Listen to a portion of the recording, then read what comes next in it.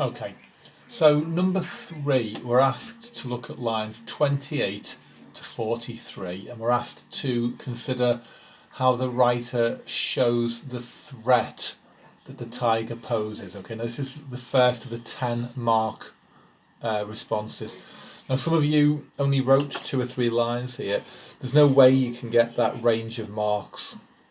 You're not necessarily looking for 10 points, but you're looking to make 5, 6, on a good day, 7 points here, picking out little details from the text that show the tiger's sense of threat.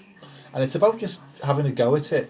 Sometimes you can see a short quote, you can see a detail, and you think that makes the tiger seem dangerous. Have a go at explaining why that is. Even if you just pick out the quote, and even if you repeat yourself, this makes the tiger seem dangerous, you'll get some kind of credit for it.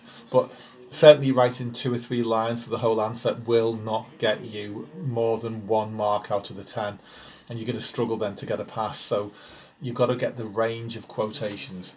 Okay, so things that I noticed straight away in line 28, it says, every hair on me was standing up, shrieking with fear. So you've got the personification of the hair on his head that shows that he's scared. A little detail here, we're asked to look at lines 28 to 43. There will be something in the first line and something in the last line there. They don't put those line references in without there being a point to be made in that first and last line. Okay, so look out for that. So the personification of his hair shrieking, standing up shrieking with fear, that shows the tiger's danger. Other things, notice when the rat appears, okay, that sort of slow building up of tension. He says his legs gave way beneath him, he almost fell over. The rodent hopped in the various parts of the raft, jumped on me, climbed to the top of my head. What happens there, I think, is that the narrative, the story slows down a little bit as this rat's jumping round and it's building up suspense. Is the tiger going to attack the rat? That's what we're kind of waiting for here. So that slow, detailed description of the rat moving round builds up that sense of suspense.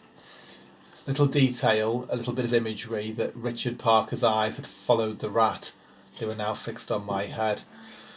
Now you can see what the writer's trying to do here. This rat that has attracted the tiger's attention has now jumped onto the narrator's head. So the narrator's going to kind of the tiger's going to notice the narrator's head. So as a reader, we'd be thinking to ourselves, is the tiger going to attack the narrator, to get to the rat? Not easy. He turns his head and his body very slowly. It says a slow turn of his body. That imagery of the tiger turning very, very slowly would build up that suspense. Again, the reader will be wondering, is it going to attack? I think we get a sense of the tiger's power. It says that he dropped to the floor of the boat with ponderous ease. Ponderous is an adjective meaning heavy. So it's the sheer mass of the tiger, its weight would be dangerous. And there's another phrase used, without effort, the front half of his body rose in the air and his forepaws came to rest on the edge of the tarpaulin. Without effort suggests that the tiger can do what it wants easily. In other words, there'll be no sense of struggle here from the tiger. The tiger will get what it wants. The repetition of its paws, okay, it's being so big, so big. That repetition emphasises its power, its strength. Those paws could destroy the narrator very, very quickly and very, very easily. The teeth, okay, I've got a bit of a metaphor going on. He says an entire army battalion in a mouth. So you've got that feeling of strength there. And then finally, a very short sentence, I was about to die, okay?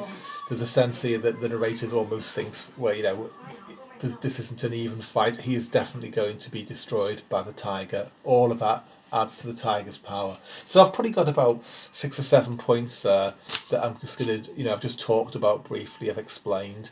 And that's all you need to do, okay? But you cannot get away with 2 or 3 lines, okay?